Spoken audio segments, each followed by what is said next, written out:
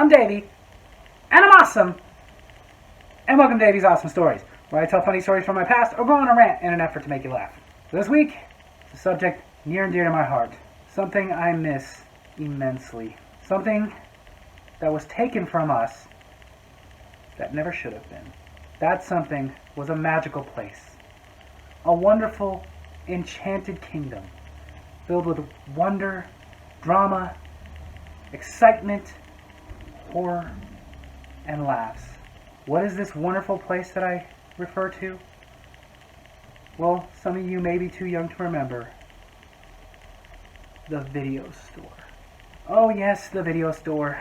Whether it was a mom and pop video store with a random name, something like Sunrise Video or One Way Video, or maybe they didn't even get creative. They just called it like Johnson's Video Store or something like that. Or maybe it was one of the big chains like Blockbuster or Hollywood or Movie Gallery.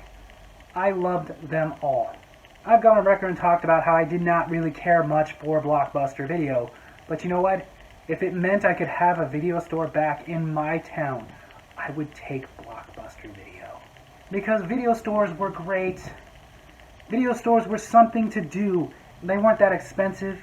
You and your friends, or for those of you who could actually get one, girlfriends, husbands, wives, or even parents taking the kids. It was a great announcement when your dad walked in and said, "Hey kids, we're going to the video store." The excitement that would run through the household as the kids were told, "Yes, the video store, one of our favorite places, let's go!" You would go in, you'd wander all throughout, looking at movies that you'd never heard of, looking at movies that you never really even considered, getting excited because that movie that was in theaters that you didn't get a chance to go see is now here, and you can watch it, and if you like it, you can watch it over and over again for a few days. But then there was just that, you'd be like, oh, I've seen hundreds of thousands of movies, but I don't have that many at home. Why? Because they're all at the video store, where I can go cheaply get them and rent them whenever I want. And you even knew how to strategize as to which store you wanted to go to. Like, you went to the major chains like Blockbuster and Hollywood Video because, well, that's where they're going to have the best selection of new movies. You tried to avoid the mom and pops for the brand new movies because they could only really afford to get like 2 or 3 copies and, well, good luck. But Blockbuster, Hollywood Video, they would have an entire wall of that brand new movie that just finally came on video that you wanted to see. But the mom and pops had their place too, because all the movies that have run their course, they're not very new anymore, that the big chains got rid of because they were just taking up space, they were at the mom and pops. The mom and pops also had those movies that you never would have even thought to check out. Movies that you'd never heard of. Movies that fell under the radar. You guys ask how my brother and I even came across a lot of these movies? The video store. My brother and I were those guys, we loved the video store so much, we'd spend so much time at the video store that pretty much anywhere we went, whether it was a major chain or a little mom and pop, the employees all knew us by name. Big chains, not as much because they got new employees all the time, but they would quickly learn our names. Because we were also those ones that would spend hours in there. The video store was like an event, it was something to do. Let's get up, let's go to the video store. Oh, what are we going to rent? I don't know, we'll figure it out when we get there, because that's the thing, there's nothing there pressing that we want to see at the moment. So we'll look around, and we'll spend hours looking around. Debating on this one, debating on that one, and we'll end up checking out a movie that neither one of us had heard and really wanted to see in the first place. But hey, why not? Gave us something to do on Friday night. Then you get home, and you put the movie in, and you'll watch it, and yeah, maybe it sucked, maybe it was fantastic. But hey, at least you had a fun night, especially in my brother and my case. Because yeah, a lot of times those movies sucked, but hey, that didn't deter us from having fun. So many movies that my brother and I might never have seen if it wasn't for the video store. Movies like Samurai Cop, Sleepaway Camp, Jack Frost. So many movies that we overquote to this day because we'd heard of them, but they didn't do that well. They fell under the radar, so by the time they went to the video store, they got a copy or two. It wasn't hard for us to find because, hey, we wanted to check it out in the first place. And now we sit here and do bits that most of you guys don't get based on movies like Almost Heroes or Oscar. Video stores were awesome for when you had that moment. That moment that, hey, out of nowhere, I would really like to go watch The Breakfast Club.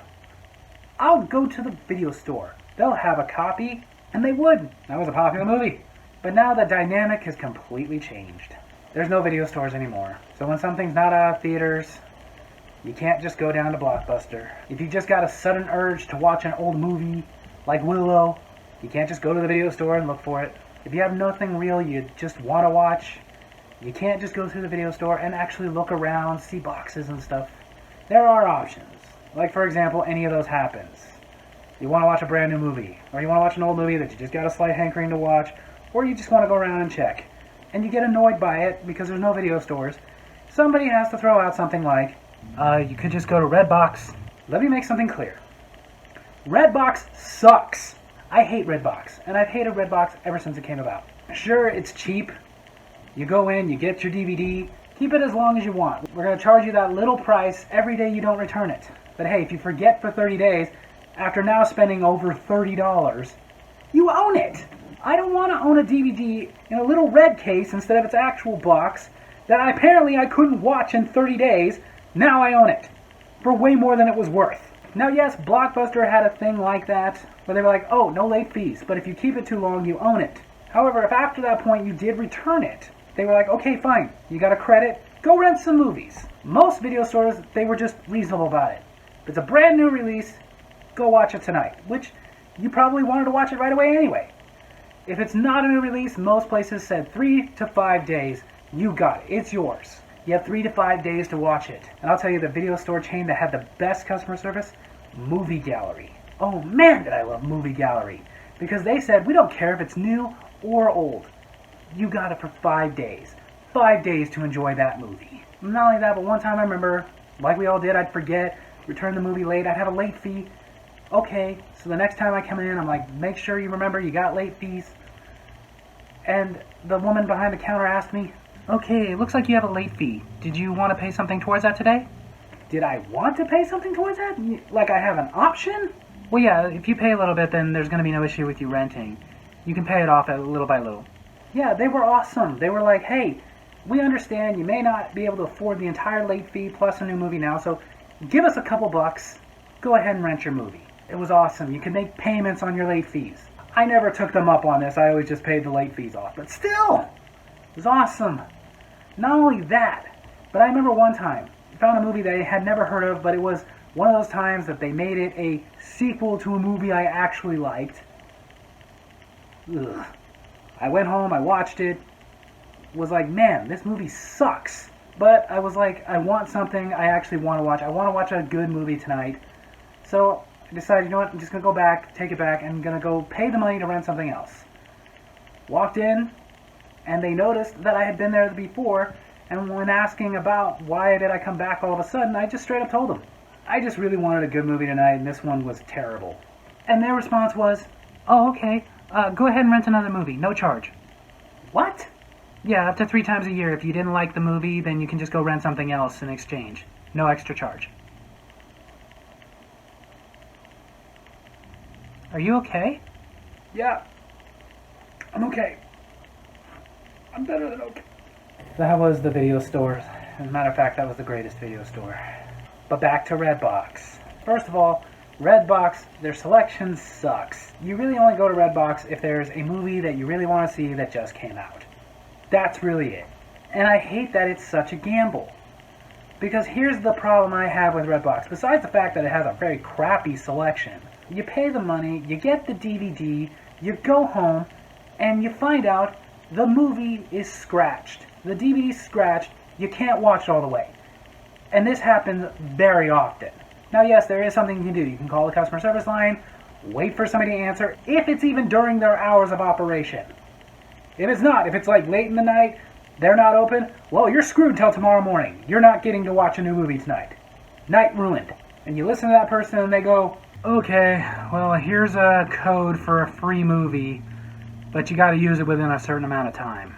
Oh yeah, that's so convenient. I already had to wait until the morning, then I had to call and get on hold for an hour to get you on the phone so you could give me the frickin' code. Now I have to go back to a Redbox, return this one, put your stupid code in, get another one, hope that one isn't scratched, and I have to watch it right away or I'm going to keep getting charged.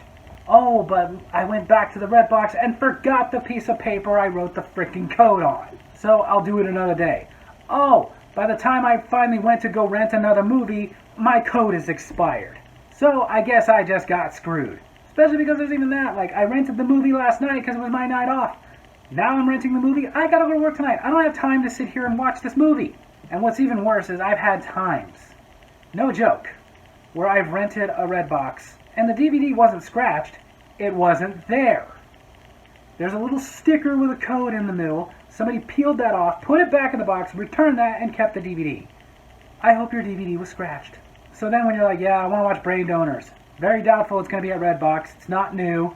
It's a very old movie. And it wasn't a movie that did all that well. So then you hear, it's on one of 1,000 streaming services. So now what you can do, if you want to do it the easy way, is you can get on your phone, and you can Google that movie and see, oh, it's on that streaming service. But then the problem here, is that a streaming service you have?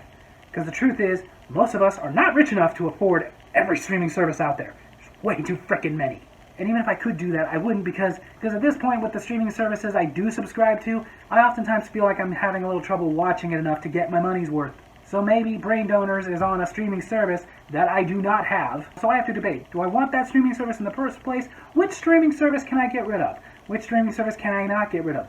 Well, the kids really like that one, and I like that one, and the wife always watches that one, so I guess I'm just not gonna watch it. So then I hear, you can just do Netflix DVDs. I never ever understood the appeal of the Netflix DVD service thing.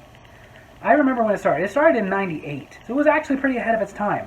And I remember people back then getting Netflix DVDs. Back when that's all it did. There was no such thing as a streaming service. But I remember even then them explaining to me that how it works, you pay $10 a month, and you go on there, and you select a few movies you want. They send them to you through the mail. You have however much time in the world you want to watch them. There's no late fees. But you can't get any more movies in your list of DVDs you want until you send those back. How is that convenient? That would make me feel like now I have to rush to watch these movies so I can send them back and get more movies so I get my freaking money's worth. That puts pressure on you to watch these friggin' movies now. I've never done the Netflix DVD thing or any of the other DVD sending to my house things because that's not convenient at all. That's annoying. And then again, it does come down to, I randomly decided I want to watch Ferris Bueller's Day Off. I don't want to watch it in 5 to 7 business days. Or another one now is people go, you can buy or rent it on YouTube. Which, don't get me wrong, obviously I love the YouTubes. But I don't want to buy or rent a movie on YouTube. I don't want to pay that movie to watch it one time on my laptop or phone. And I'm not big on the buying digital movies. All my digital movies are basically, I bought the DVD, Blu-ray, digital combo, and went, hey, since I got the digital thing, why not?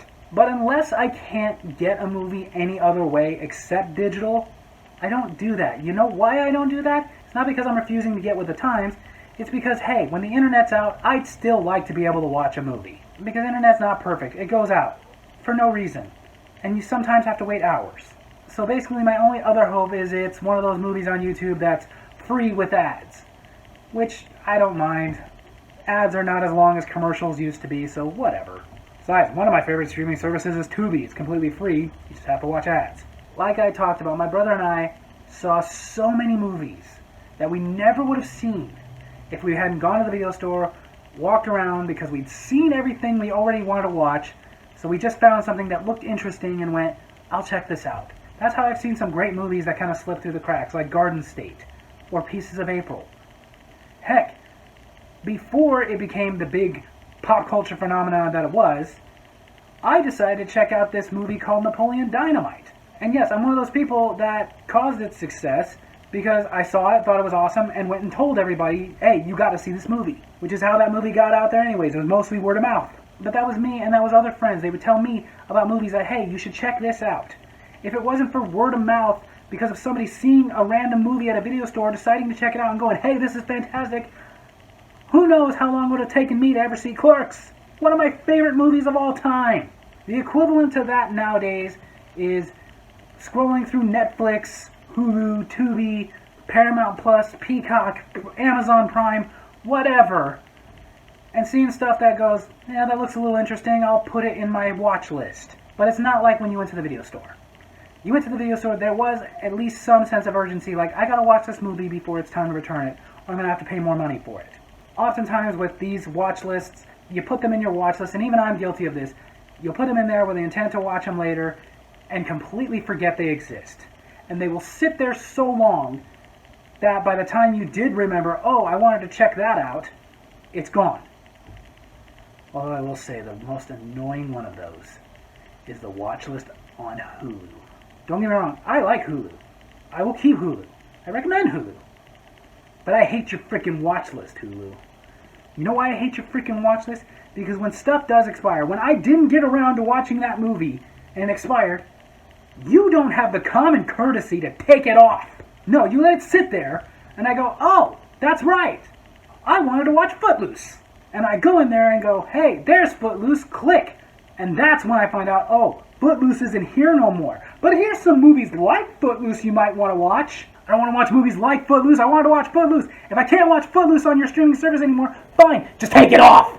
Use the same decency that Netflix and all those other ones have to just act like it never existed. Netflix is nice by that. They just go like, what? What are you talking about? We don't have that movie. So the moral of this long rant about my long-lost, forgotten love of the video stores is simply this, people. Technology is great. We've come a long ways. But can't we just bring back the video store? So there you have it. That's my story video this week. I hope you guys enjoyed it. And if you did, make sure to hit like, hit subscribe, hit that little bell so you get notifications for when I post new videos, and leave a comment. Tell me what you miss about the video stores. Love you guys.